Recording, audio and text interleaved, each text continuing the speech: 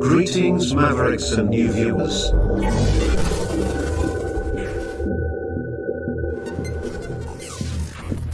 Tonight, direct and live from the Maverick News Network World Studios. This is Maverick News with Rick Walker.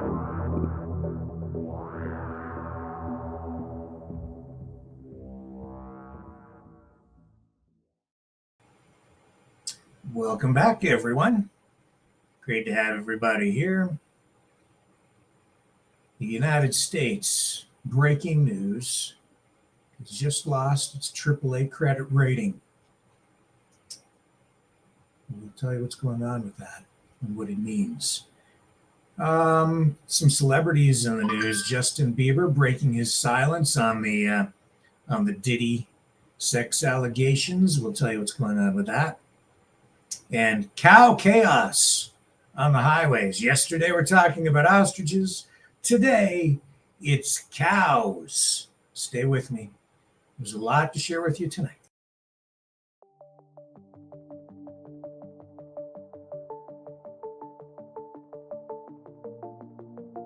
Greetings, brave Mavericks. Our quest for truth continues. We go beyond fake news. Together we expose propaganda. Together we pull others out of rabbit holes. We are Maverick thinkers. We are all unique individuals, defenders of individual rights and freedoms, credible, trusted, grounded in reality. Maverick News, defending free speech. Donate at freedomreporters.com. Do it now. Tomorrow may be too late. Maverick News. The world is watching.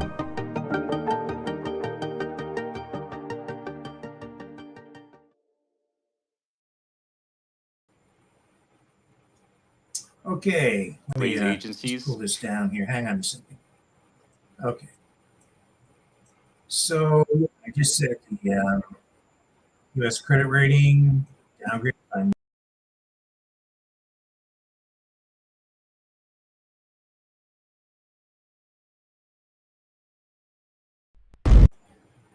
Sorry, we're having some technical issues. I'm trying to get this up on the screen for you. We're going to go live to this Mario Knopfel X Spaces broadcast where they're talking about this development. Just brand new breaking news within the last time. The U.S. economy, and if you kind of basically summarize all of them, the people are saying, 1 in 3 chance we have a pretty serious recession. Of course, this gets political. People want to talk about Trump. People want to talk about Biden. But overall, this is just sort of another indicator if you're collecting indicators for where we are today. Bonk, I'm so happy to have you on the space. You're often a contributor. Let's just sort of very high level talk about quickly before we go deeper about this AAA rating and the loss of it. What it really means to have a AAA rating, and what would it mean to have your sort of a rating decline over time, as we've seen in the United States. Yeah, happy to contribute for a little while here. So there's a couple of levels here. First off is at the macro level. When you degrade a rating like this, there are a number of institutions out there that are usually reliable buyers of our debt that by their bylaws are only allowed to buy AAA rated debt, which means if we go to AA plus, as we have, they are no longer able to participate in the purchasing of government debt on the markets. The second thing is, obviously, think of, for people that don't understand national credit ratings, think of it like a FICO score, just on a grander scale, right? If your FICO score goes down, your interest rates go up. We have 1/4 of our debt coming up for servicing, most of it next month. So this is really bad timing. We have over $9 trillion that we have to reservice this year. And so, Bonk, what happens to that debt? So if it's coming due next year or next month? Yeah, so we don't have the money to pay it, right? Our treasury isn't empty right now because every April we get a big influx because of everybody paying their taxes. So we've got some cash in there, but not nearly enough, right? We don't have 1 trillion, let alone 9.2. So we have to go out to the treasury market and we have to sell our debt again, right? We have to reservice it, we have to refinance it, and an enormous amount of it is coming up for servicing next month. And on the 10-year treasury, which is what we usually refinance our debt on, the last time we did a 10-year bond auction like this, our rate was 1.88. So after this credit rating came out, if you look at the 10-year treasury, it's spiked up again. It's back over 4.5% again, and it's probably going to continue higher, right? You have to remember, Moody's did this on a Friday after everybody was, institutionally, everybody was closed down. So we're probably not going to see the ramifications of this until everybody comes back in next week. Okay, so we won't stay with this. I just wanted to give you a sense of what's going on here, and I need to I'm going to get rid of that in my headphones so I can concentrate on what I'm saying here. So yeah, Moody's downgrading the credit rating for the United States by a notch to AA1 from AAA. They're citing rising debt and interest. They're significantly higher than similarly rated sovereigns. And Moody's is actually among the last major ratings agencies to keep the United States in that AAA rating for U.S. sovereign debt. But it has lowered its outlook in late 2023 due to wider fiscal deficit and higher interest payments. So this will have some impact, I think, on the markets in the coming week. It's going to have, it signals maybe some additional turbulence in the economy in the months ahead. So we'll keep an eye on that. What else do we have for you tonight? A bunch of stuff. We have Doug Ford in Ontario. He went to Wasaga Beach.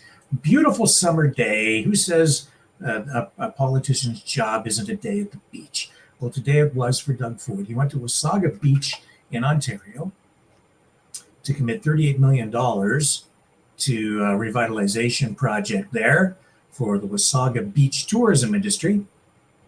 But while there, the thing that really caught our attention was his comments on photo radar.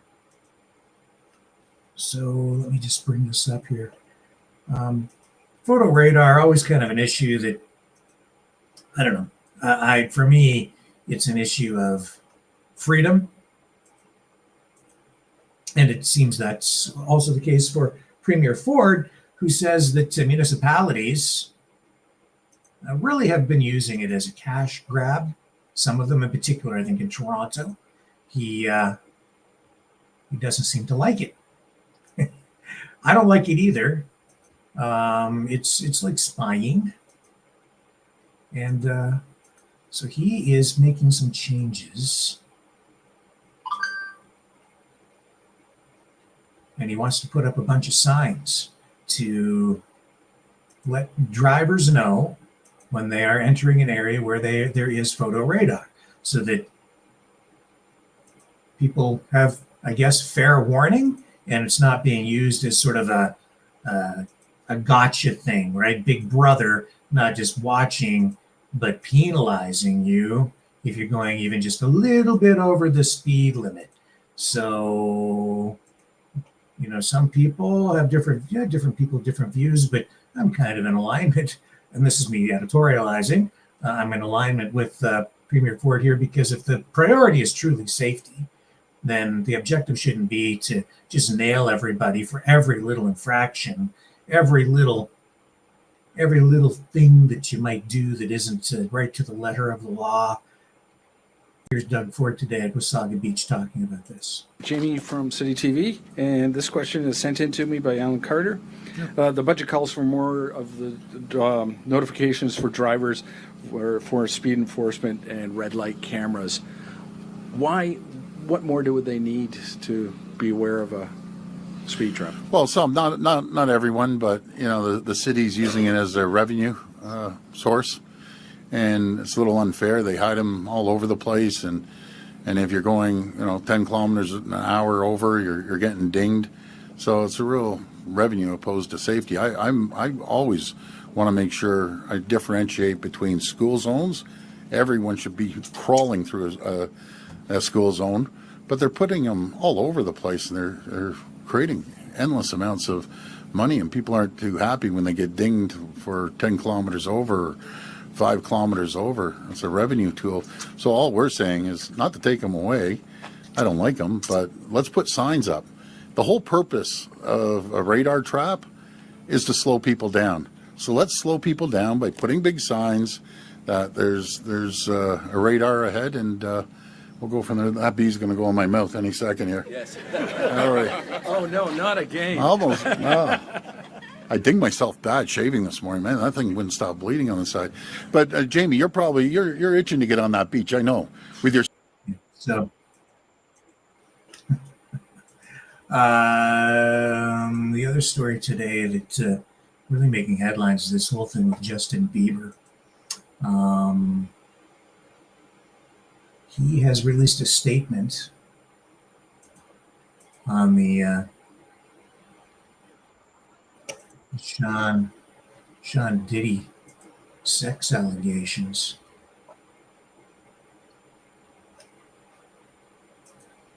So he says that he was not abused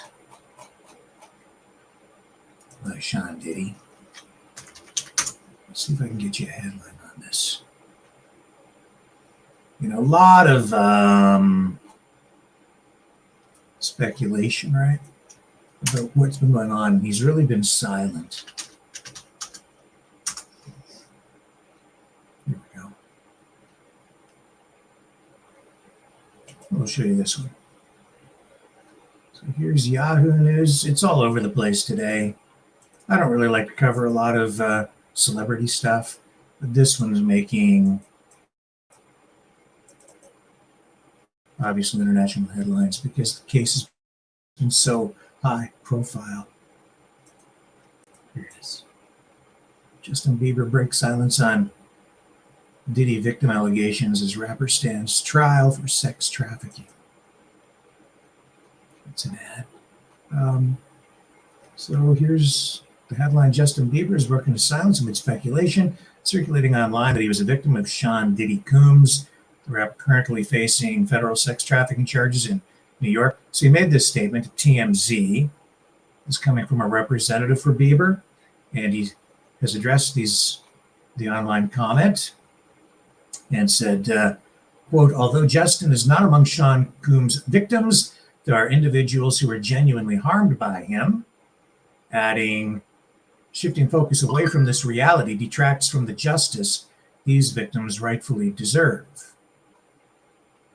So all this coming at a time when it is now renewing scrutiny of his relationship with Coombs, because, when he was younger, he was seen with Coombs a lot, and it's just fueled a lot of speculation.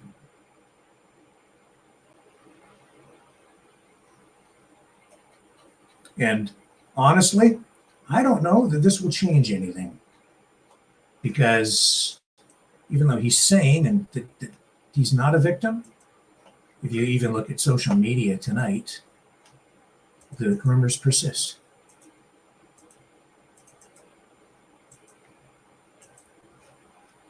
Here we go. Let's just do a little Twitter scroll. I don't think it'll make any difference in the way the public perceives this. Here's, that's an old one. But people will still say what they're going to say.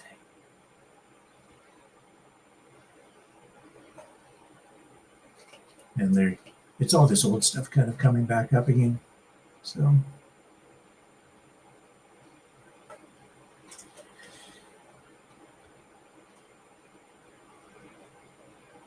Everyone asks what happened to Justin Bieber. This is from the Distinguished Hillbilly Twitter account.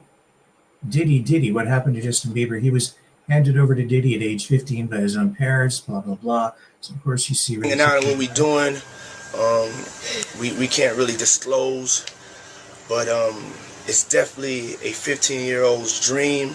He signed to Usher. I'm signed to Usher. I had legal guardianship of Usher when you know he did his first album. I did Usher's first album. I don't have legal guardianship of him, but for the next 48 hours, he's with me. So and we gonna go full crazy.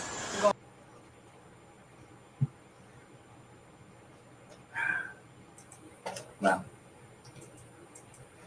So that will continue to unfold, and the rumors, I'm sure, will persist. And since we're on the celebrity beat, I'm sure that a lot of you have been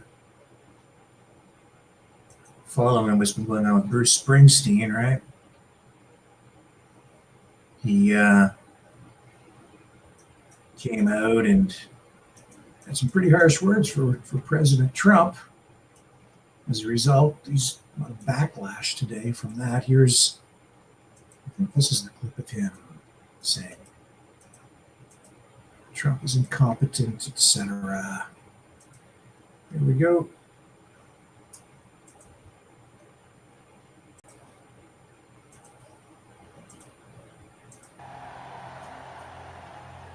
In my home, the America I love, the America I've written about, that has been a beacon of hope and liberty for 250 years, is currently in the hands of a corrupt, incompetent, and treasonous administration. In America, they are persecuting people for using their right to free speech and voicing their dissent. This is happening now. In America, the richest men are taking satisfaction in abandoning the world's poorest children to sickness and death. This is happening now. In my country, they're taking sadistic pleasure in the pain that they inflict on loyal American workers. They're rolling back historic civil rights legislation that led to a more just and plural society. They're abandoning our great allies and siding with dictators against those struggling for their freedom. A majority of our elected representatives have failed to protect the American people from the abuses of an unfit president and a rogue government. They have no concern or idea of what it means to be deeply American. The America that I've sung to you about for 50 years is real. And regardless of its faults, is a great country with a great people. So we'll survive this moment.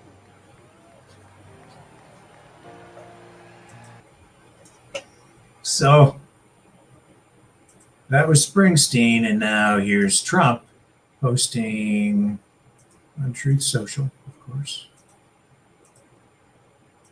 And here's his response. Celebrity Wars. Boy, it's good for ratings, though, isn't it? Here we are talking about it. Trump saying, I see that highly overrated Bruce Springsteen goes to a foreign country to speak badly about the President of the United States. Never liked him.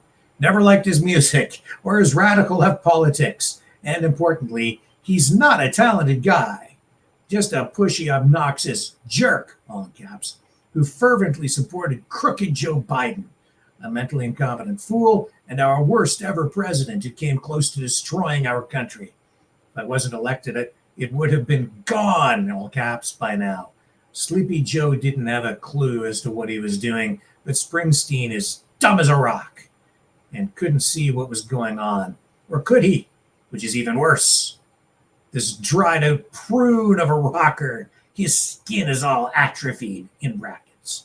Ought to, all caps, keep his mouth shut until he gets back into the country.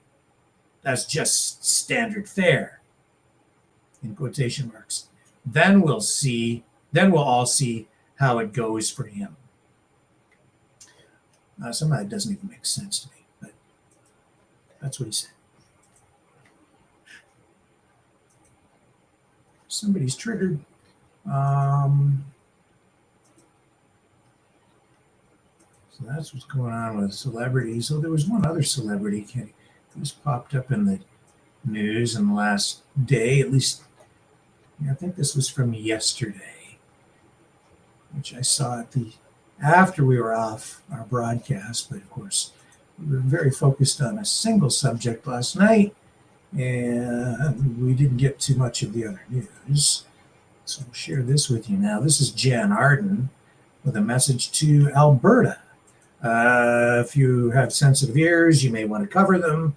Viewer discretion advised, as the language gets a little bit spicy with musician, artist Jan Arden. Hey, Alberta. Hey, you bunch of fucking separatist wackos. How you doing? Feeling good about yourselves? You're an embarrassment to this country. Everything you have, everything that you have enjoyed, cherished, and benefited from comes from being part of one of the greatest countries on the planet. You guys have your heads so far up your asses that you obviously can't see what pricks you are. The way you are treating Indigenous people, the way you are treating your fellow citizens, your fellow Canadians, you guys are a bunch of creepy little pricks. Alberta will never separate from Canada. It's never going to happen because people like me are going to stand up, throw their shoulders back, and keep fucking yelling. And keep standing up for what I know is right. And what you guys are doing is... It's something. And whatever she was going to say, whatever she continued to say, I'm sure that it wasn't complimentary. And that has triggered some people out in Alberta land. So the separatist controversy continues. We'll cover more of that. I'm honestly getting tired of it, so I'm trying to avoid it tonight, to be quite honest. I don't know if that's good editorial policy or practice, but I'm tired. So if I'm tired, you must be tired. I'm trying to focus on other things to just get away from it a little bit tonight, if I can. Anybody blaming me? Anybody upset about that? Pierre Poilievre being criticized by people on the liberal side of things for continuing to live in the residence of the official opposition, even though he's not elected and not really technically the leader of the Conservative Party anymore. Of course, he is coming up into that by-election out in Alberta, where his real base of support is. And so here's an update on that. Conservatives know more today about when their leader could return to the House of Commons. This is a CTV article. Now that Damien Carrick has been officially declared the member of Parliament for Battle River Crowfoot, Carrick, who won the election in Alberta with more than 80% of the vote, has promised to step aside so Poilievre can have a chance to run for that seat. And so he has to be a member of Parliament for 30 days before he can tender his resignation. And then after that, the Speaker of the House of Commons would have to report the vacancy to the Chief Electoral Officer, at which point the government would have 11 to 180 days to call a by-election. And then the campaigns last at least 36 days. So this means the earliest Poilievre could return to the House of Commons as a sitting MP, if elected in that riding, would be sometime in early August. And as we know, the Prime Minister, Mark Carney, who was elected and has returned and is going to the House of Commons, really for the first time as a sitting member of Parliament, has indicated he will not do anything to stand in the way of Polyev running in that by-election. He will not delay anything. So we'll see. But in the meantime, he is continuing to live in that residence. I guess everyone's anticipating he will win because that is a conservative stronghold. But we're seeing that there are rumblings of many candidates being placed on the ballot there again. I've heard some people say they could have as many as 200 names on the ballot. How many were in the race? Was it 91 names on the ballot in the riding where Pierre Poilievre was defeated? Yeah, well, that's kind of nasty politics, isn't it? Clearly, it was done to try to disrupt things, confuse people, and have a negative impact on Poilievre in that riding, and he lost. So we'll see what happens out there in Alberta. Boy, if he loses, he's done. I'm telling you, he's done. So we shall see.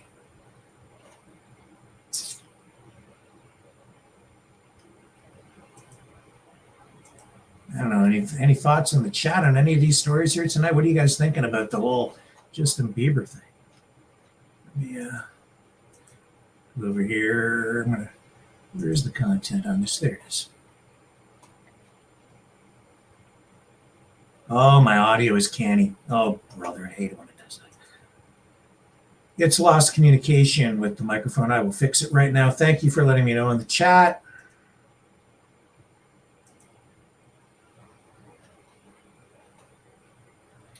I will fix it here.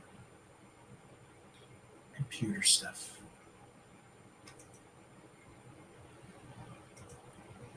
Hang on. I'm trying to fix everything. That's all right. Let's take a little break. I'll fix it while you guys watch this.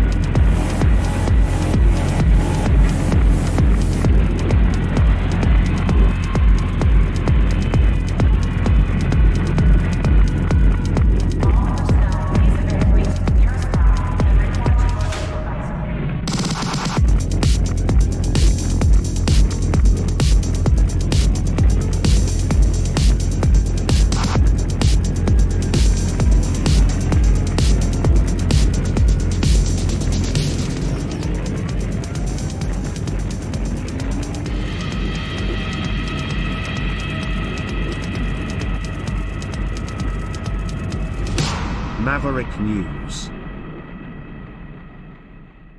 The world is watching. Okay, again, thank you. I'm sure the audio is better now. I'll just take a look in the chat. I think that should fix it. Thank you, everybody, for letting me know. And I'm just reading the chat now again. Yes, Norfolk, it was a superb day today. You rescued a seagull with a broken wing? Wow. You're a hero. Good for you. Good for the seagull. That's great. I'm going to show you cows later. We have cows to show you and a pig tonight. I have that for you. And thank you, Dragon, for letting me know about the mic. Everybody's like, fix your microphone, you idiot. Yeah, I can't see the chat. It doesn't flow through the system we have. I have to actually go to another window, look in the way this system is set up.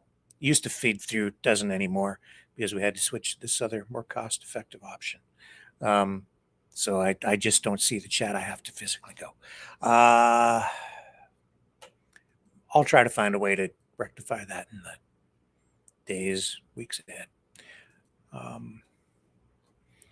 So on the international scene, the first direct peace talks between Ukraine and Russia in over 3 years wrapped up today in Istanbul, but hopes for a breakthrough were dashed as no ceasefire was reached. The 2-hour meeting, hosted by Turkish Foreign Minister Hakan Fidan, saw both sides agree to a significant prisoner swap, 1,000 prisoners of war for each country, the largest exchange yet. They are also committed to further talks, but deep divisions remain. Ukrainian President Volodymyr Zelensky, who was in Albania for a European summit, expressed frustration, calling Russia's demands, in his words, unrealistic and detached from reality. The Ukrainian source told Reuters that Moscow issued ultimatums, including Ukraine withdrawing from its own territory, terms Kyiv rejected as non-starters. Russia, led by Kremlin aide Vladimir Medinsky, insisted on more talks before any ceasefire, with a source claiming Moscow threatened an eternal war during negotiations. Well, what kind of talk is that? They threatened an eternal war, this coming from Moscow. And so these talks got off to a rocky start yesterday when Putin declined Zelensky's challenge for a face-to-face meeting, sending a lower-level delegation instead. And then Zelensky, in turn, sent Defense Minister Rustem Umerov to lead Ukraine's team, signaling Kyiv's commitment to peace efforts, despite calling Russia's delegation decorative. And then President Trump, who obviously is a key figure for these talks, did not attend, stating in Qatar that nothing's going to happen until he meets Putin directly. Secretary of State Marco Rubio in Turkey for NATO meetings echoed this, saying a Trump-Putin summit is likely needed for progress. European allies, including Britain, France, Germany, they're calling Russia's demands unacceptable and are aligning with Ukraine to push for tougher sanctions if Moscow rejects a proposed 30-day unconditional ceasefire. Turkey, leveraging its neutral stance and NATO membership, continues to position itself as a mediator.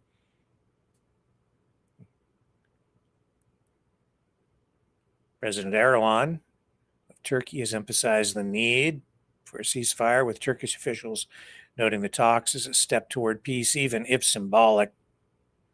Both sides will now prepare written conditions for a ceasefire, but with Russia capturing new settlements in Ukraine's Donetsk region and Kyiv rallying Western support, the path to peace remains uncertain.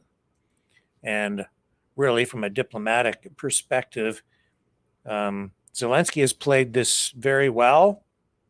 He has positioned himself in a way to kind of expose Russia's unwillingness and lack of desire for pursuing peace, in fact. And I think the Trump administration is also realizing now that they have been played. They're being played, but it's being exposed. And we'll see what happens with Trump. Now, why wasn't Trump there? I think it's, and again, my assessment is that Trump really just kind of wants to swoop in for the photo op at the end and leave the heavy lifting on the negotiations to Marco Rubio and his team over there. But this was a strategy by Ukraine to sort of put Putin into a position where he's being offered peace, but exposing his unwillingness and lack of desire to accept it and pursue it. So he's done that. And in fact, while all this was going on, Russia launched more major drone attacks on Ukraine. And we will continue to revisit this story in the days ahead. What else do we have? Trump administration is working on a plan to move 1 million Palestinians from the Gaza Strip to Libya. This plan is under serious enough consideration that the administration had discussed it with Libya's leadership. All this coming from a story out of NBC. They're the ones breaking this tonight. And they're saying the two people with direct knowledge of the plans are the ones who are the source for this. Now, in exchange for the resettlement of Palestinians, the administration would potentially release to Libya billions of dollars of funds that the U.S. froze more than a decade ago, according to these sources. Now, no final agreement has been reached, and Israel has been kept informed of the administration's discussions. The State Department and the National Security Council has not responded to a number of requests for comment from media.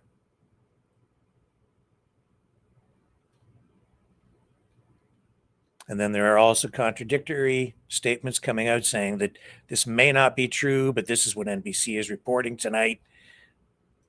So this is another one of these stories which could be true, but if it doesn't happen, they'll say it wasn't true. My assessment of it is it seems to maybe be some sort of a trial balloon that is being floated out there to see what the public reaction might be, to see if it's something they can push forward with.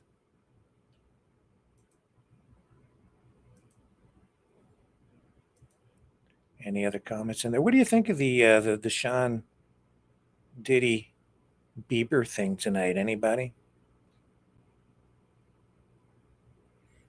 See, he's damned if he does, damned if he doesn't, right? If he comes out and says he wasn't a victim, and then some people will just say, well, he just wants people to think he wasn't a victim for whatever reason, and you get this back and forth on it. And it's been such a high-profile case that I don't know. It's just like these JFK files that were released, the RFK Jr. files. It's like I said before they were released a long time ago. I said, doesn't matter if they release every last document, we're never going to know the truth, because even if the truth is staring us right in the face, some people will just never be willing to accept it. They'll always question it. And there's so much doubt, so many conspiracies, so many theories surrounding all of that, and the MLK assassination, all of it, that the speculation, the theories, it'll never end, ever.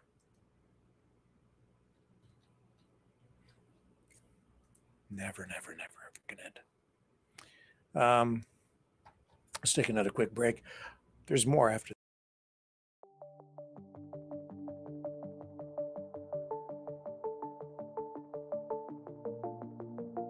Greetings, brave Mavericks. Our quest for truth continues. We go beyond fake news. Together we expose propaganda. Together we pull others out of rabbit holes. We are maverick thinkers. We are all unique individuals, defenders of individual rights and freedoms, credible, trusted, grounded in reality. Maverick News, Maverick News. Defending free speech, free speech. Donate at freedomreporters.com. Do it now. Tomorrow may be too late. Maverick News. The world is watching.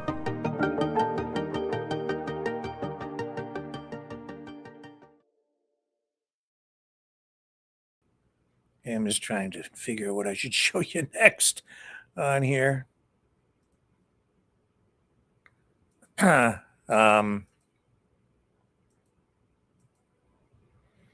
kind of a strange news day, actually. I know a lot of you want me to talk about the ostriches, but I'm trying to just kind of dial it back a bit because we've just given it so much attention. I think it's disproportionate to what we really need to be giving it at the moment. And I see that there is this letter that came out that some people are trying to. It just shows how stupid some of this stuff is, honestly. I'll show you this, and then we're going to move on. I'm not going to talk about it anymore tonight. We'll revisit it maybe tomorrow. I've got a lot of other stuff I could say about it, but we're giving it too much attention.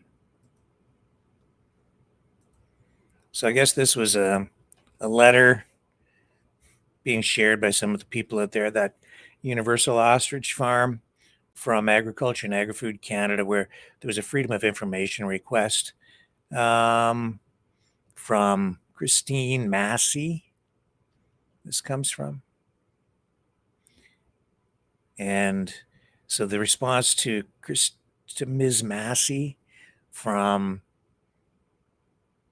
Agriculture and Agri-Food Canada is that, so they're looking for the Freedom of Information Act request is they wanted information on avian flu, bird flu, looking for, quote, all studies in the possession, custody, control of Agriculture and Agri-Food Canada, and or Lawrence Macaulay, who acts as the Honorable Lawrence Macaulay, authored by anyone, anywhere. One, that scientifically prove or provides evidence of the existence of any alleged avian influenza virus, showing, it goes on and on. They're looking for some sort of documented proof that the bird flu is real. And they want this, but here's the kicker, okay?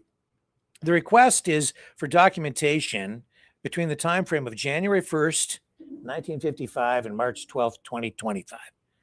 I don't know what the people sharing this who are out there protesting at the farm are saying that this letter, because it says here, a thorough search was done through department files and no documents exist concerning the requested information, which is highlighted on this. Essentially, then people are online tonight saying this proves that bird flu doesn't exist, which is stupid.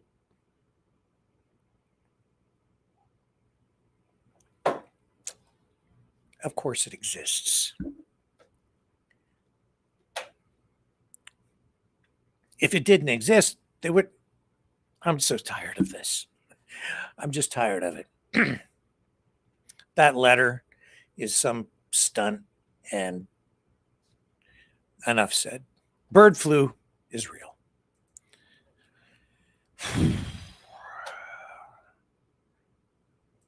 This is why I don't want to talk about it tonight. I'm just tired. It's just enough. What else do we have?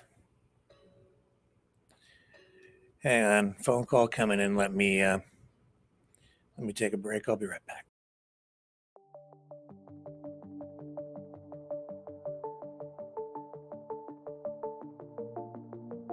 Greetings, brave Mavericks. Our quest for truth continues. We go beyond fake news. Together we expose propaganda. Together we pull others out of rabbit holes. We are maverick thinkers. We are all unique individuals, defenders of individual rights and freedoms, credible, trusted, grounded in reality. Maverick News, Maverick News. Defending free speech, Donate at freedomreporters.com. Do it now. Tomorrow may be too late.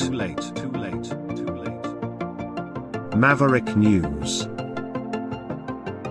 The world is watching.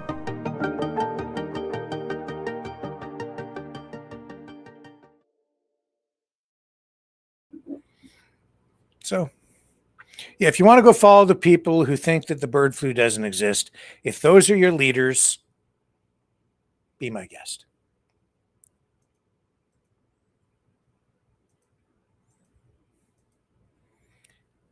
Just go ahead. Florida, second state now to ban fluoride in drinking water. I have to say, I'm relying on headlines from other media outlets a lot more than I ever really do. But tonight I am. Sorry about that. I don't like to do that. But I guess I'm using it as a bit of a crutch tonight. I don't mean to. just taking note of these stories. Florida has become the second state to officially ban fluoride in public water. So Governor DeSantis has signed SB 700, also known as the Florida Farm Bill, into law. And the bill doesn't specifically mention the word fluoride, but it does effectively ban fluoride by preventing the use of certain additives in a water system. That's how the language in the legislation is written, and this all takes effect July 1st. So this is a debate that has been raging for a long time, my entire life. And DeSantis is basing this decision, he's supportive of it, saying that the fluoridation of water violates informed consent. It's a real issue politically. It's also a health issue. And yeah, when you put it in the public water supply, there is this issue, right? Like you can see the ethical, the moral dilemma in it, regardless of the science on the health side. If somebody doesn't want it, but you put it in there, now you're limiting what their access to it. Or you see, so I get the issues surrounding people's rights. I also get the health implications from it. In a community not far from here, but an hour away, they banned water and fluoride in the drinking water. It was out for about 2 years. Then they saw an immediate increase in the number of cavities in children. And so they put the fluoride back in the water. And say what you want about the health effects, one way or the other. I can only tell you that personally, I grew up with fluoridated water. Look at me. Look what happened to me. The good thing is, aside from my strange behavior, is that I don't have any cavities. So you can attribute it to that, I guess. I just went to the dentist, and even at my age, not one cavity, not a single cavity in my head. Well, except my oral and nasal cavities.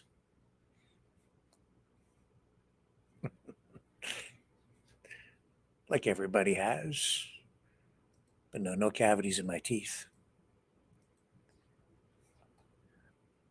But it's a big issue for a lot of people. Now, the ostrich thing, the fluoride thing, vaccinations in general, these issues,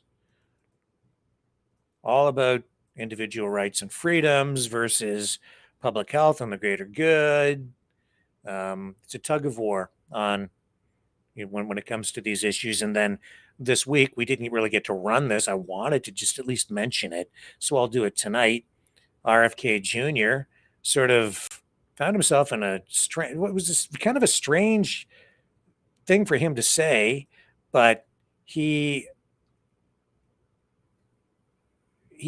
appeared before two separate congressional committees, and he was asked about disease research, maternal health, the measles outbreak, and then, in this statement related to vaccinations, he said that he didn't think that even though he's like the top health official in the country, and he's trying to make America healthy again, so he says, he says here that Americans shouldn't really be taking health advice from him.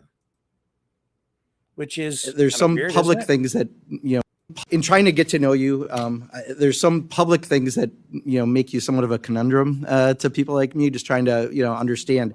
One is on vaccines. And I don't want to ask you about, all the specific theories on vaccines, but something that might be helpful is you've previously said you vaccinated your children.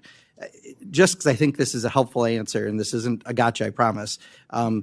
If you had a child today, would you vaccinate that child for measles? For measles, probably for measles. What I would say is my opinions about vaccines are irrelevant. I have directed Jay Bhattacharya. Sure. No, like I said, I don't want to. So that everybody can make that decision. But I don't want to seem like I'm being evasive. Yeah. But I don't think people should be taking medical advice from me. Right. No, I got that. And I'm not asking you to give them milk advice, So, but would you vaccinate your and child I for think measles? if I answer that question directly, that it will seem like I'm giving advice to other people, and I don't want to be doing that. I want people to make but up that's their kind of own. your jurisdiction because CDC does give advice, right? I'm Well, not trying to do it as a gotcha. It's just kind of. What I think what we're going to try to do is to lay out the pros and cons, the risks and benefits accurately as we understand them Okay. with replicable studies. Can you talk about chickenpox? Would you vaccinate your child against chickenpox? I don't want to give advice. I can tell you in Europe, they don't use the chickenpox vaccine specifically because the preclinical trial shows that when you inoculate the population for chickenpox, you get shingles in older people, which is more dangerous. Just one last one, just a yes or no, please, if we could. Polio? Polio? Again, I don't want to be giving advice. That's fair. No, that's fair. Like I said, I was not doing it as a gotcha. I was just, I thought it could be helpful if.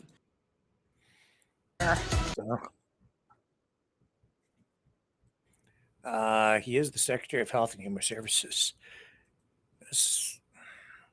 But don't take advice from him because, but shouldn't you?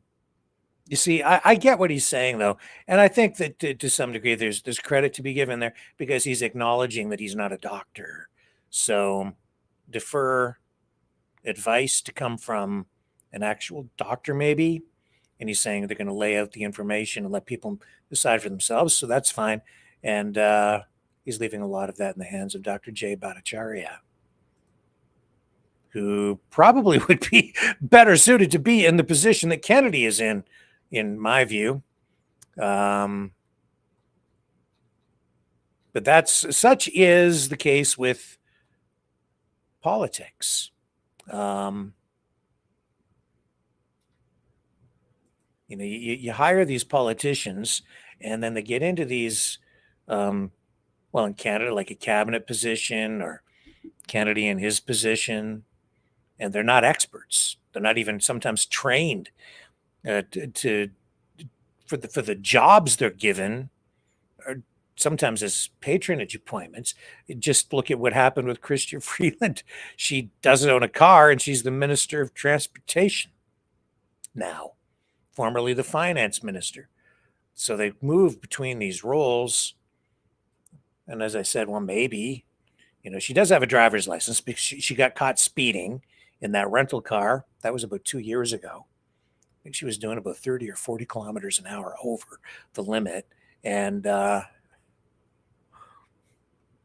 said, well, maybe it's still okay for her to be the transport minister because she probably rides trains and planes, and there are other ways to get around. And a lot of people rely on mass transit. So just because you don't own a car doesn't necessarily disqualify you from that job. I'm just saying that I think sometimes the politicians who run things maybe aren't as qualified as they should be for the portfolios they hold. That's the one of the shortcomings of our system, I would say. So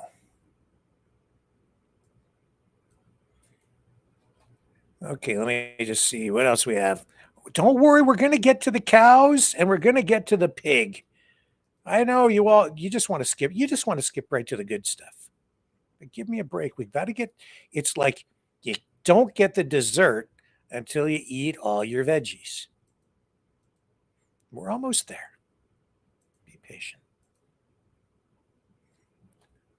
I'm going to talk out of school here, and I'm going to tell you that my son hates vegetables.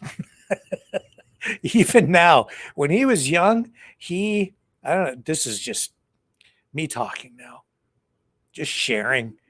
When he was young, he's going to be so mad at me for telling you this. He would just not eat vegetables. And I could say a lot more things to embarrass him, which parents do with their kids all the time. But even now as an adult, he's very picky about eating vegetables. It was so bad. We went to the doctor, and I took him to the doctor. He would not eat any vegetables. And I went to the doctor and I told our doctor at the time, And she looked at me like I was nuts, like she didn't believe me. I said, no, you don't understand. He might die because he won't eat any vegetables at all, ever. Like he would get like physically ill as a baby if you tried to feed him vegetables. I don't know. He didn't like the texture. I don't know what it was. To this day, I don't quite understand it. Anyway, the doctor, he did eat some fruits. He liked apples. So the doctor said, well, he eats apples. So I guess I overreacted because he didn't die and he's fine. Okay, I'm sorry, son, for sharing the story. Not really. I'm sure a lot of parents can relate. I was worried. Hudson's Bay, getting a bit of a bailout here of sorts. They're gonna the net that we've been showing you what's been going on with Hudson's Bay, and the bankruptcy, iconic Canadian retailer, centuries of history, going out of business. But now Canadian Tire has stepped in and they're buying the Hudson's Bay brand for $30 million.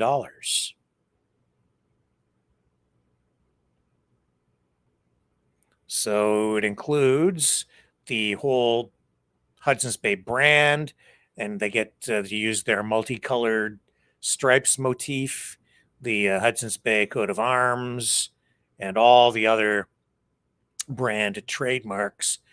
And what you're maybe not aware of is how expansive the Canadian Tire empire is.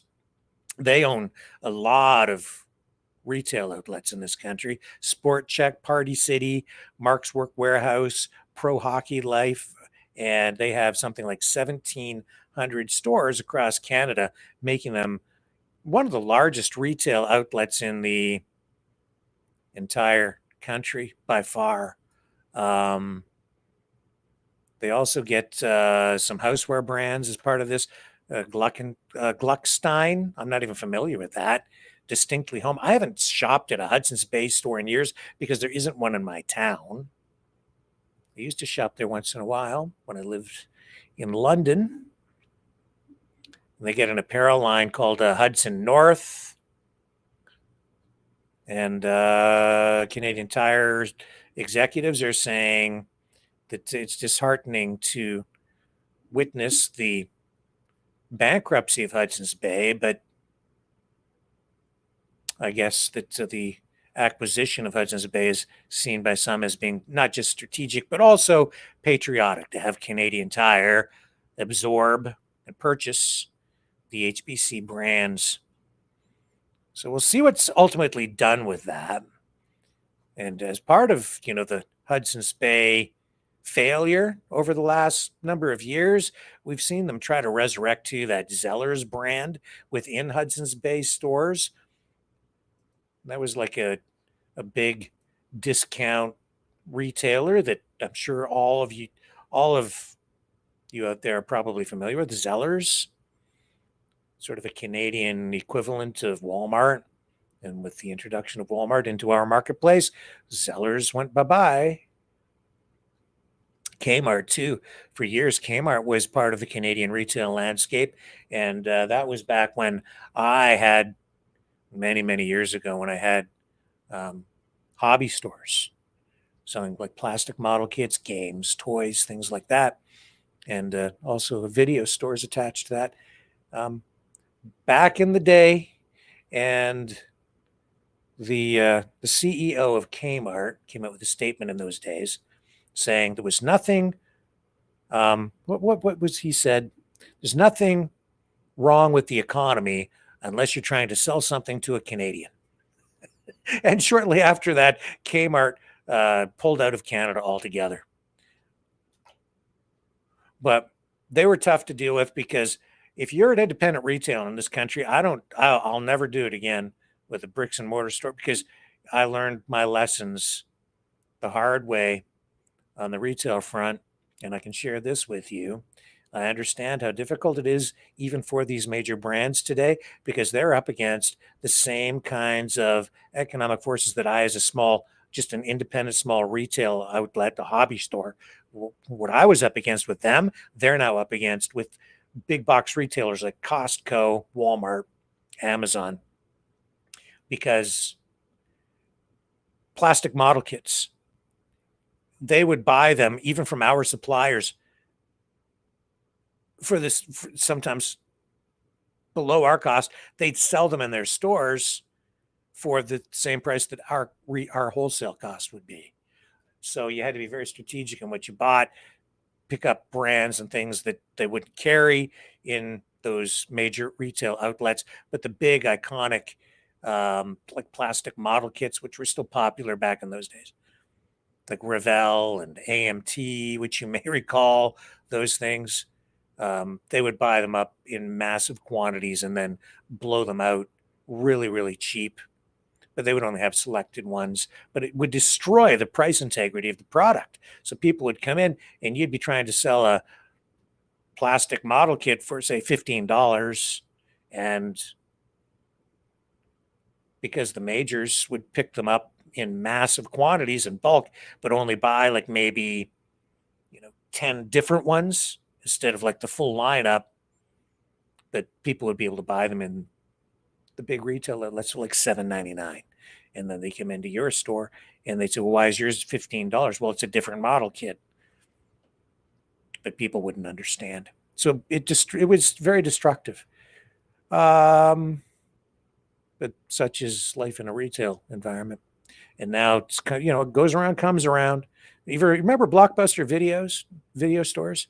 Same thing there. They got arrogant, and they were like untouchable for a while. They were the king of the hill on the video rental market, the video industry. They were at the very top. Looked like they were, like I say, untouchable. But over time, they got taken out because they didn't adapt. They couldn't cope with a new digital world. And even you can see, even the mighty can fall. We've seen that even in the auto industry with like General Motors.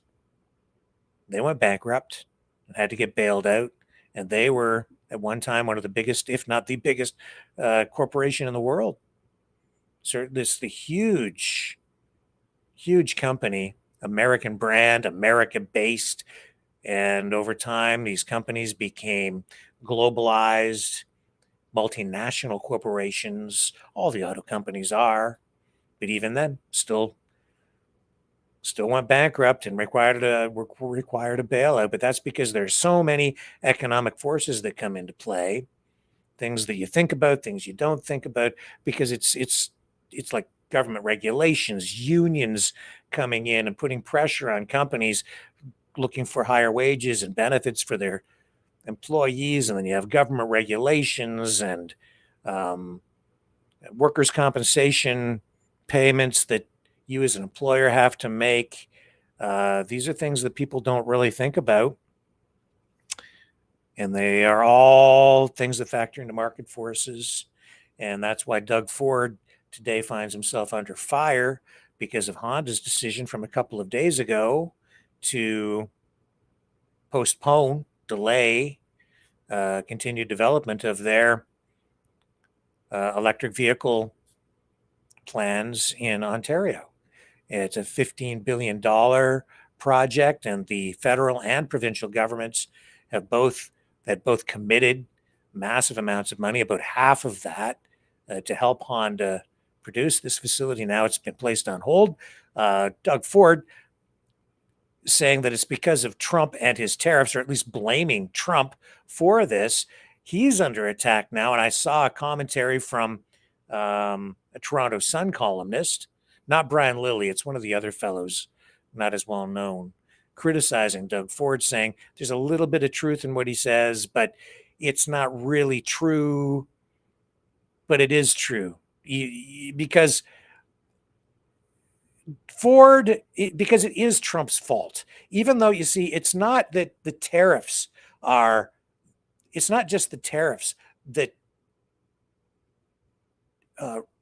generated the response from Honda to delay the development of their EV facility in Canada, in Ontario. It's not just the tariffs. It's it's the overall market conditions.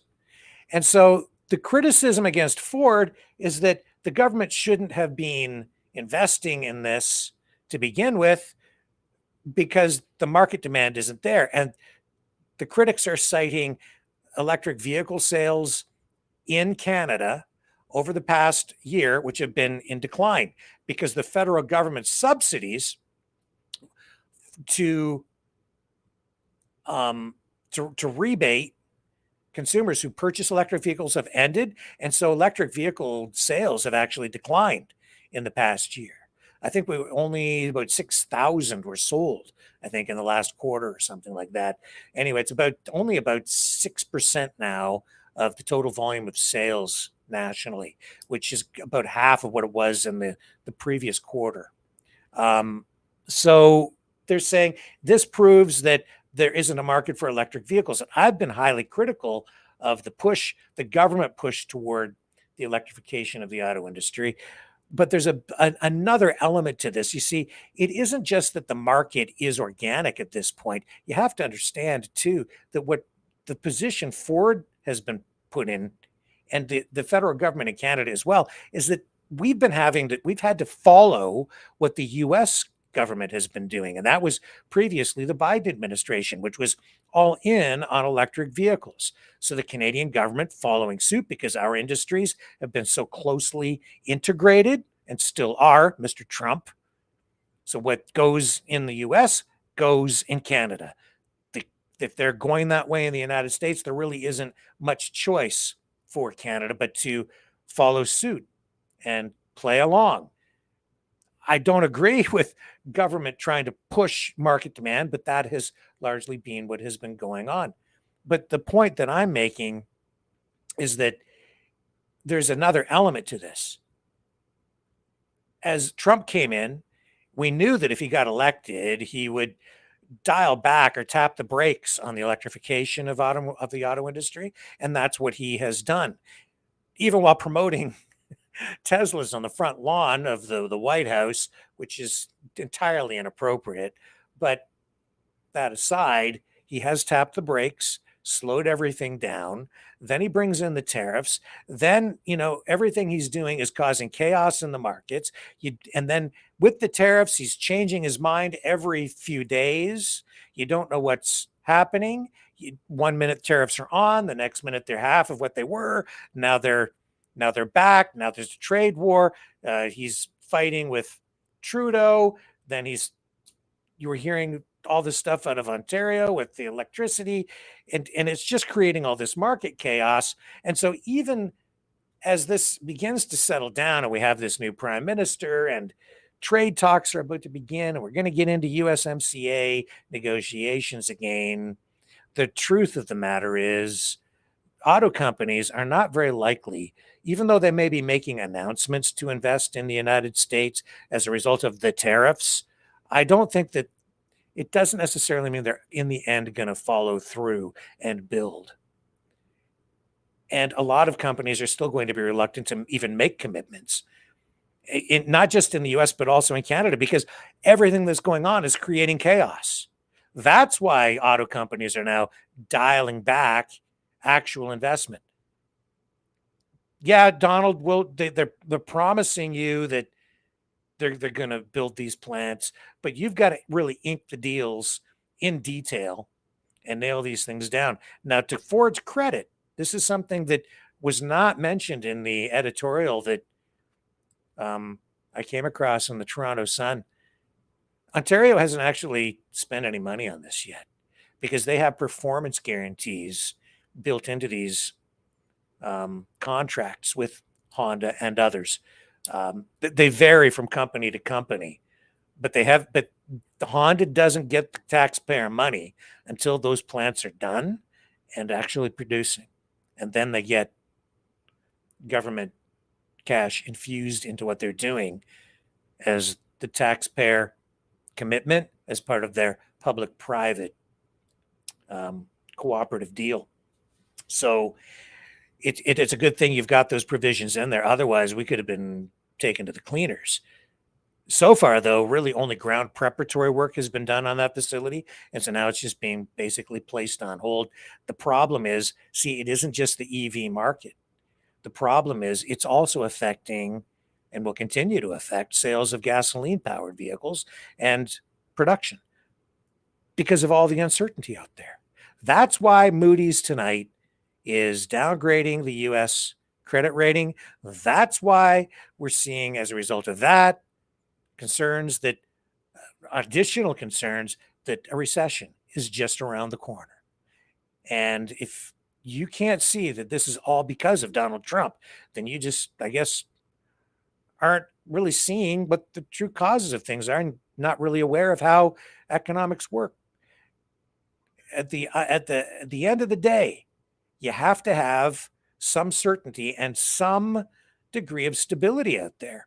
And if you're creating chaos, some people can get filthy rich because you get big swings in the markets, in the stock market, and other markets. So if you can figure out when to buy and sell, if you have the information, you can sell at just the right time and buy at just the right time to cash in. And we've seen some of the people around Donald Trump doing just that and profiting to the tune of millions and millions, and in some cases even billions of dollars within days.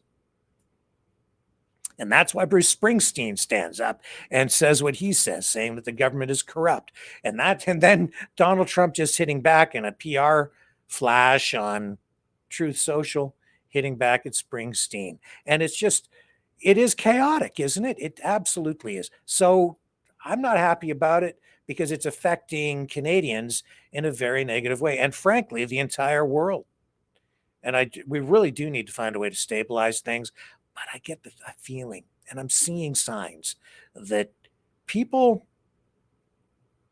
who are tasked with the responsibility of negotiating with Trump are beginning to figure him out. And a lot of it comes down to this. You just have to flatter him. He likes to be liked. He wants to be liked. He wants to feel important. And so if you just play to his sensibilities that way, you kind of figure out how you can get what you want. And I think that's what was going on over in the Middle East. That's what Qatar's doing. They're playing them. And they're saying, hey, how about a free jet? And Trump's like, yeah, I want it. And the Democrats criticizing me are losers. So just give them a jet and get the economy back on track. I think when it comes down, what do they call that? Oh, yeah, a bribe. No big deal, right? It's politics.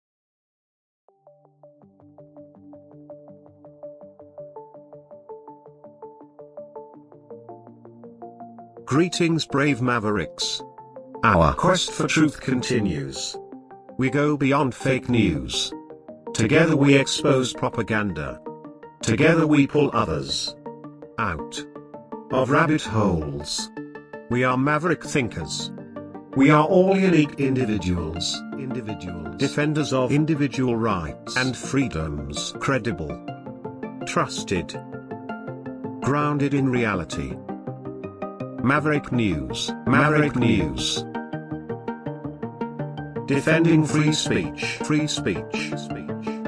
Donate at freedomreporters.com. Do it now. Tomorrow may be too late. Maverick News. The world is watching.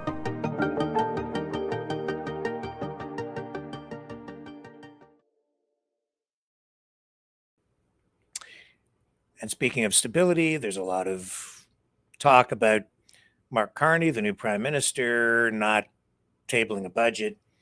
It means that, at least for the time being, the government will continue to operate without a formal budget. That does create a little bit of uncertainty for people, especially in the financial markets and industry as well, because they can't really gauge where the government is at with regard to debt and so on. There are a lot of reasons, I think, why this is happening. I think it is a valid criticism to come after him and say no budget, no plan. At the same time, I think that him not tabling a budget is part of a greater plan, a portion of which he's not letting you in on because he can't say some of the things out loud. My take on it is that he, I think, is in a minority government position, likely sees this as protecting the government and the country from further instability, because a budget is always, when it goes to the House for a vote, it is always a vote of confidence. If a budget is defeated, it can trigger another election. And so potentially, if he were to table a budget and somehow there were shenanigans or political posturing or just, if somehow the budget were to be defeated, it would very likely trigger another election. And we just went through one. And while that might make some people very happy, it's very destabilizing for the country. And right now, with all this talk of separatism, I think he sees this, and this is me speculating, okay, as a possible cause or a reason why you're not getting a budget right now. He sees this as, he can't leave the government vulnerable to possible instability through a confidence vote, triggering another election, which would be very costly for the country as well. But Polyev, who, surprising to many people that he lost his own seat, coming out just this weekend saying this about the budget. And I there's valid criticism on this side as well. I'm not saying that Carney is right or wrong in this case. I think probably it would pass, and I think he probably should introduce a budget. He will in the fall, and then that will carry over into the new year. So we'll get a budget by January. It's not to say that the government can't operate. In the meantime, it certainly will. It just provides a little bit of there's a lack of transparency there, which I think Canadians are, we deserve to know where we're going with the finances. Here's Polyev talking about it this week. These incredible stonemasons, they're a very rare breed these days who can do this kind of work. It's intricate work, it's hard work, but it's necessary work to keep the foundations and the walls standing. He was standing. Shaking hands with construction workers there before he did this little scrum. I never met a mic I didn't like, but is that yours? No, it's not. I'm just helping someone else. Okay, that's nice of you. I am. You guys all get along and collaborate nicely, eh? Thank you.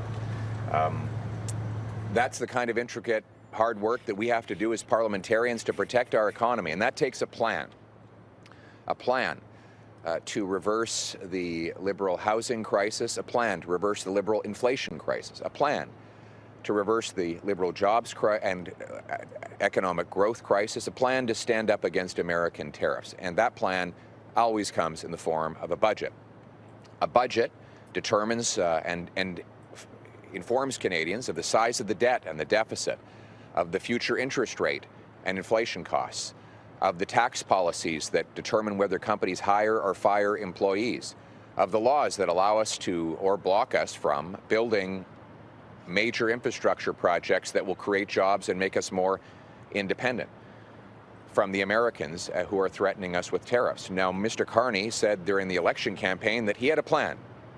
And he took great delight in saying that a slogan is not a plan. Well, a budget is a plan. And if he does indeed have a plan, if he does know what he's doing, then he would introduce a budget so that Canadians know exactly what the finances are. We were very disappointed yesterday to hear that he has no budget plan for this year. This makes it the longest period without a budget since the 60s, the first time there has not been a budget outside of COVID in over 20 years. Extremely unusual. It'll send a bad signal to investors and ratings agencies, and a lot of people will wonder what the Liberal government is hiding about our finances. And so we're here with solutions. I'm proposing offering the Prime Minister to sit down with him and propose conservative solutions that we hope that he will steal. I want him to steal our best ideas.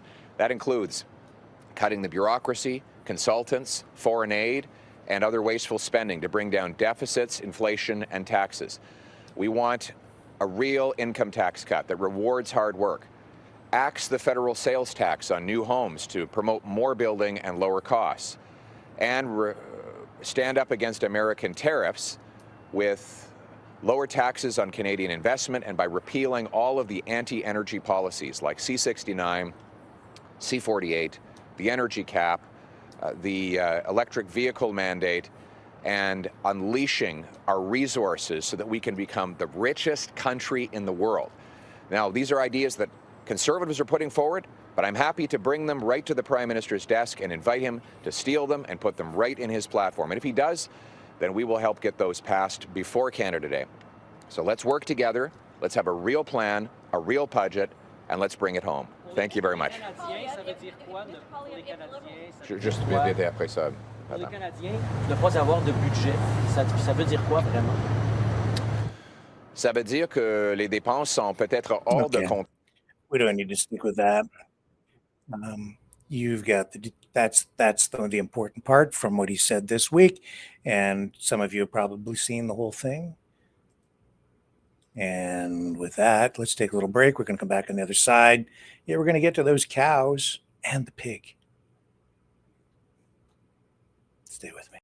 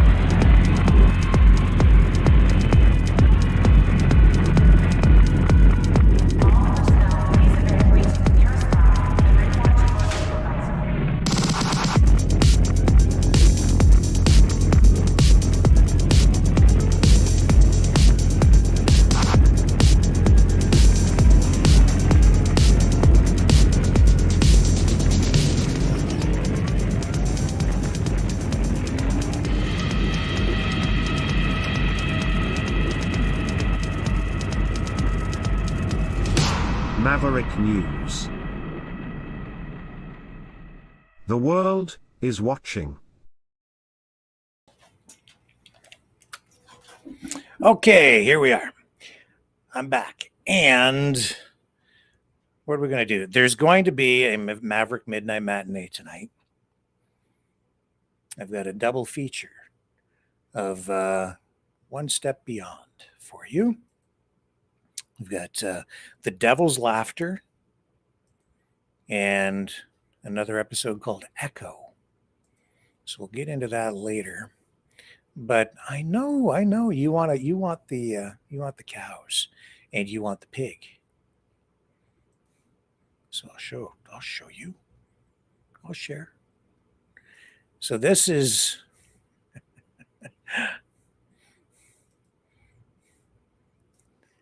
this is today. Highway 400 here in Ontario. We cows running loose, trying to get free. So traffic in both directions along Highway 400, slow going because a bunch of cows around Aurora, Ontario, got loose, running around on the highway, and we have video. It's a stampede.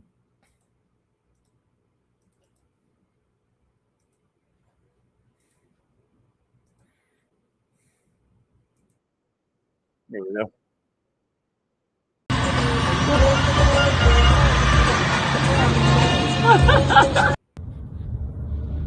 There's fucking cows. What?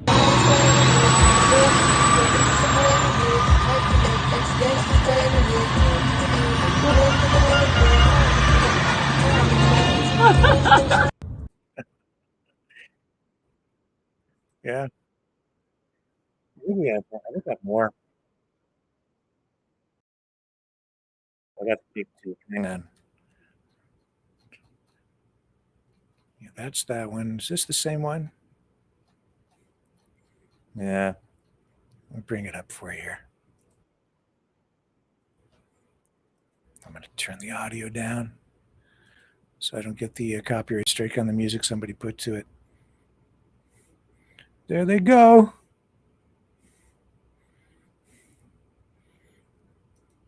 So, yeah. There are about 6 of them out there. This was mid-afternoon today when all this happened. Caused a lot of chaos. Here we've got some aerial footage, some still shots to share with you too.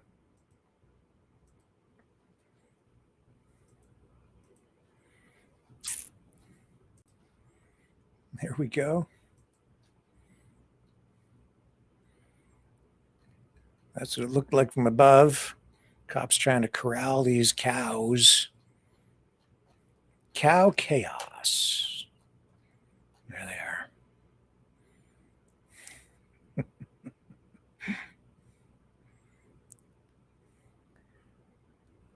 There you go, Elsie.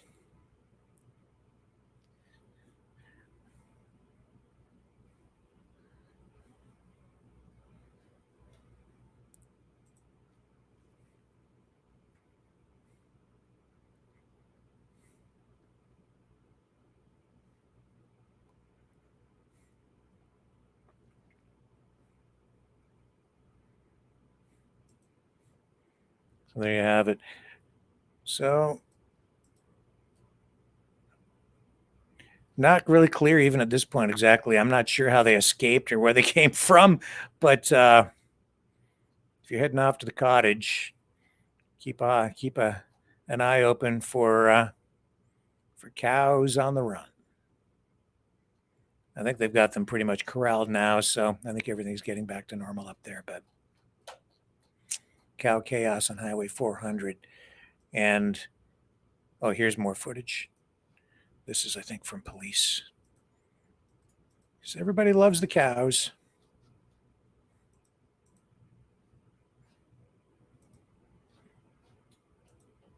There it is.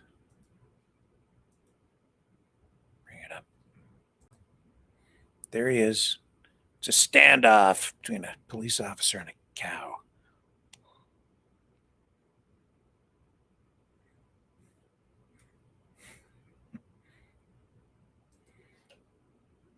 As I said, the situation pretty much resolved now, but it was pretty exciting, entertaining for motorists. So I don't really, this one is, I don't know how recent this is. This is not from around here, but this is pretty incredible. And I don't think it's artificial intelligence. I think this is real footage. But then again, you can't tell it's real. And this seems surreal. And they're playing the Mission Impossible theme with this video, but I'm not gonna have the audio with this either because I will get the copyright strike. But it's still entertaining even without the music. Check this out. Watch what happens with this pig. He wants to escape. He does not want to go to the slaughterhouse. That's where they're going, and he jumps out and hops in the back. He's smarter than the average pig. He knows, and that's his getaway. Now, how the heck does that happen? Well, it just did. Is that real or is that AI? I say it's real. It's too surreal to not be real, right? It's hilarious. And that's exactly what we need to kind of cap things off here on this Friday, May 16th, 2025. Beautiful, warm, sunny summer day. I mean, summer has sprung. And what a great day it has been. Warm weather finally upon us. Not just spring weather, summer weather. It's here. And so welcome. And I will be back, folks. What is it, 8:35 Eastern right now? I'll be back. What time shall we do what do you want to do with this Maverick Midnight Matinee? We normally do it at 10 p.m. You want me to come back at 10 and do it, or do you want me to come back earlier than that with the movie program? I'll just look in the chat.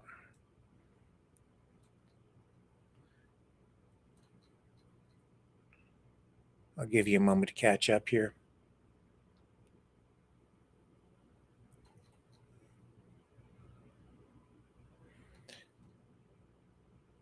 Too much of a delay. I have to make a decision.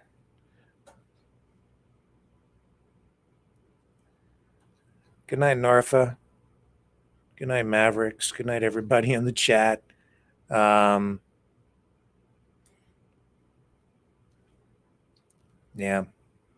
9. Okay, 9 o'clock. I'll be back in less than half an hour with Maverick Midnight Matinee with our double feature. These 2 great episodes of One Step Beyond, very much as, like Twilight Zone. In some cases, I think even better than some of the Twilight Zone episodes. So we'll have that to share with you at 9 p.m. Eastern. So until then, stay safe, stay sane, and we will catch you all on the flip side. Take it away, Cosmo. Where'd you go? My best friend. I lost your video. No, I didn't. You're in there somewhere. There you are. I found him. I'll take him for a walk. I'll come back and we'll take a stroll through science fiction fantasy land with 2 episodes of One Step Beyond.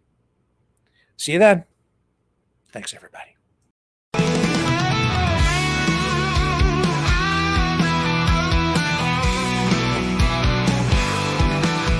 Well, I heard old Cosmo howling last night up on the hill where the moon shines so bright.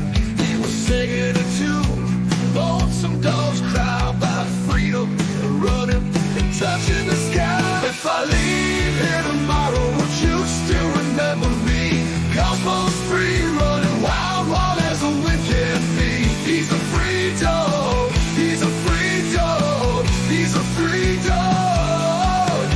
Cosmo's got them paws that just itch to roam. He's chasing his dreams, he's far from home. With a heart full of love and a spirit so free, he's living his life wild and carefree. If I leave here tomorrow, would you still remember me? Cosmo's free, running wild, wild as the wind can be. He's a free dog, he's a free dog, he's a free dog. He's got the stars in his eyes, the wind in his fur, a tail that wags like it's never heard of a blur. Cosmo's on a journey, he's got no chains, he's running through fields, breaking all the lanes.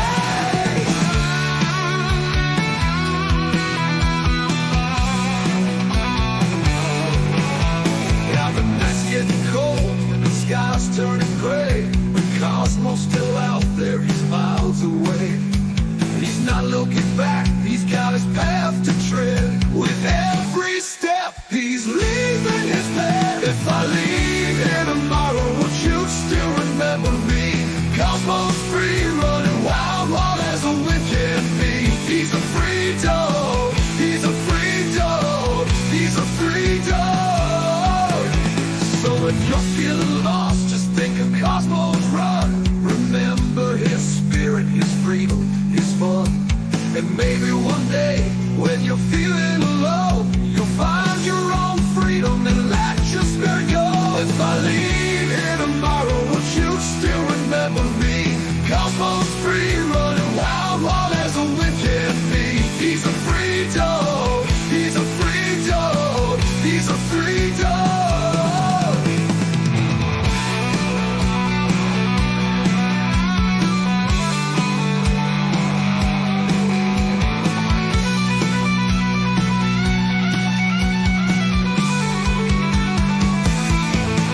He's got the stars in his eyes, the wind in his fur, a tail that wags like it's never heard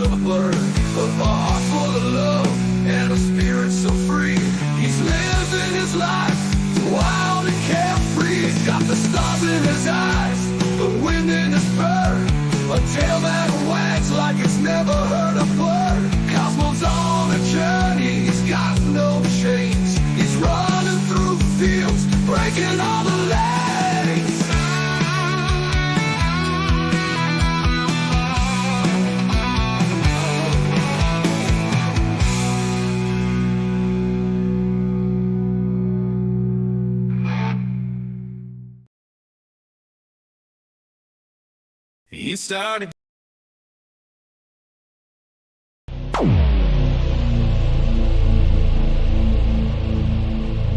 This has been a Maverick Multimedia production.